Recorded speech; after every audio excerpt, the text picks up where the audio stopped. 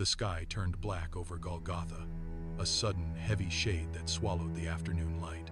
As darkness spread across the hill, an uneasy silence fell over the crowd, as if all creation was holding its breath. Below, the Roman soldiers drove the final nails into place. The sound of metal striking wood echoed against the silence of the gathered crowd. She did not look away. She remained anchored as the heavy beam was hoisted upright, the timber groaning under the weight. A tremor moved through the earth, vibrating upward through the soles of her feet. She pressed a hand against the cold stone of the ground to steady herself.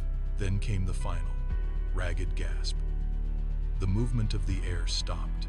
She watched the stillness settle over the wood, her gaze fixed on the man above. The soldiers pulled back, their work finished. She stood firm, a solitary figure against the darkening horizon. As the reality of the moment took hold, the earth grew still, and the weight of the silence pressed down on the hill. The men moved with heavy, measured steps, carrying the body down the hillside. Mary followed, keeping to the edge of the path, her eyes locked on the linen shroud. They reached the rock-cut tomb as the last flickers of light faded from the horizon. The air grew thin and damp.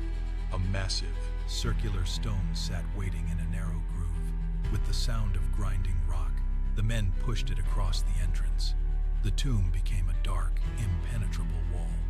Mary stepped forward, but the movement was caught by the Roman guards already positioned at the threshold. They pushed her back, forcing her into the shadows of the surrounding trees. She did not resist. She found a place on the cold earth, pulling her knees to her chest. Hours bled into one another. She watched the seal of the tomb, her breathing shallow and rhythmic. The guards paced in front of the stone, their metal gear clinking periodically in the stillness.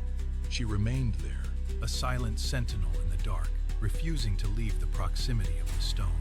Every shadow that moved looked like a threat, yet she stayed, anchored by the weight of the silence behind the rock.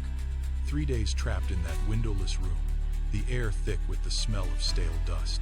Outside the door, the disciples paced, their voices low and sharp with plans to slip out of the city gates. Mary sat on the stone floor, her feet sore and her hands calloused from the labor of the journey. She did not join their whispers. She stared at the sliver of light beneath the door. Suddenly, the wood swung open. A woman burst inside, chest heaving, shouting that the stone had been rolled away. Mary stood up, tied her sandals, and stepped out into the morning air. She walked toward the garden, her pace quickening with every step. She reached the tomb. The massive stone sat to the side, exposing the darkness within. She moved to the threshold, her fingers trembling as she reached inside. The linen wrappings lay discarded on the floor, empty. She knelt, pressing her palm into the cold, flat stone where his body had been. The space was hollow. She pulled her hand back, her breath hitching in her throat as she stared at the abandoned fabric. The reality of the empty space hit her like a physical blow, leaving her motionless in the dirt. The morning silence shattered. Soldiers swept through the district, their heavy boots thudding against the limestone. Mary turned from the tomb and saw the panic erupting in the streets. People ran, abandoning their stalls, their faces tight with terror as the hunt for the followers of the Nazarene intensified. She found the disciples huddled in a back alley, voices frantic, limbs shaking. Mary stepped into the center of the circle, her gaze cutting through their hysteria. "Stop," she said, her voice low and steady. She directed them to the small room they had used as a base. Inside, she moved with efficiency, grabbing satchels and bundles of bread. She shoved supplies into bags, her calloused hands moving with rhythm and purpose. She signaled for silence as a patrol passed directly outside the window, the clatter of metal armor echoing against the walls. They held their breath, waiting for the footsteps to fade into the distance. Once the street went quiet, she gestured to the back door. They slipped into the night, moving through the shadows toward the city gates. Mary kept her head down, counting their steps, pushing the group forward before the soldiers could tighten the net around them. The city gates receded behind them as Mary and the Apostle John pushed into the rugged, unpaved terrain.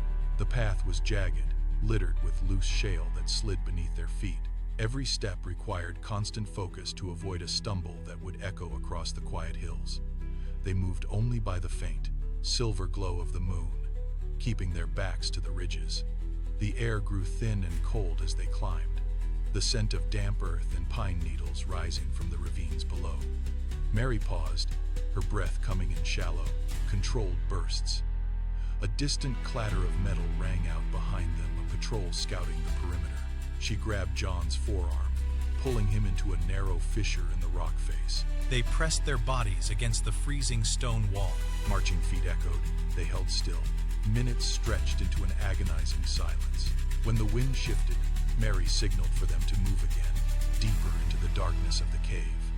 They huddled on the hard, uneven floor, listening to the night air, knowing they were miles from the safety of Ephesus, but still moving.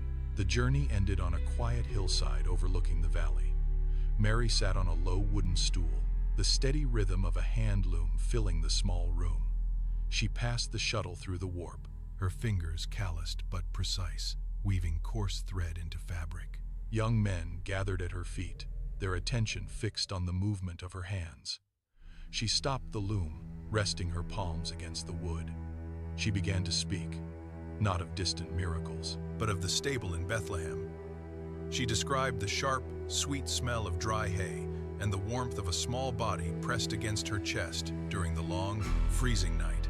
She shifted the focus to the wedding feast, tracing the air with a finger to describe the look on the guests' faces when they tasted the water turned into wine.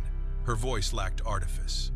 It was grounded in the texture of wood, the sting of cold, and the weight of a child in her arms. The men leaned closer, absorbing every detail. She returned to the loom, the clack of the wooden frame resuming as she grounded their faith in the simple, undeniable reality of the life she had witnessed. The sun was high when the heavy tread of boots disrupted the square. Two local officials pushed through the market stalls, their hands resting on the hilts of their blades. They demanded the small group of believers disperse, their voices harsh against the morning quiet. The young men at Mary's side shifted, their faces tight with uncertainty. Mary stood up from her stool. She walked into the center of the square, placing herself directly between the officials and the gathering. She did not raise her voice. She did not make a scene. She simply stood, her feet firmly planted on the packed earth, and met the lead official's gaze with a stillness that ignored the threat of his weapon. The man stepped forward, trying to loom over her, but she did not blink. She held his stare, her expression devoid of fear, radiating the weight of all she had witnessed. The silence in the square grew heavy. The official's hand twitched away from his hilt. He looked at the faces of the villagers watching from the shadows, then back at Mary. He grunted, signaled to his companion, and they turned on their heels, walking quickly away toward the village gate.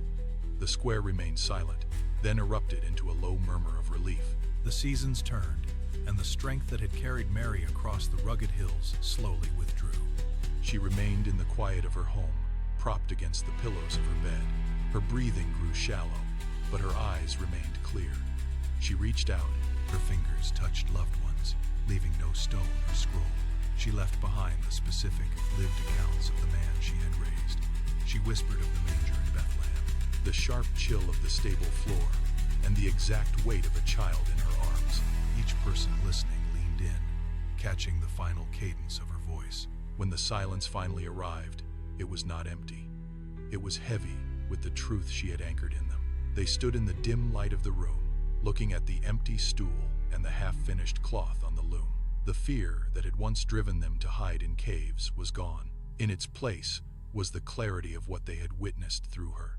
They touched her hands one last time, turned away from the bed, and walked out into the world to carry the message exactly as she had lived it.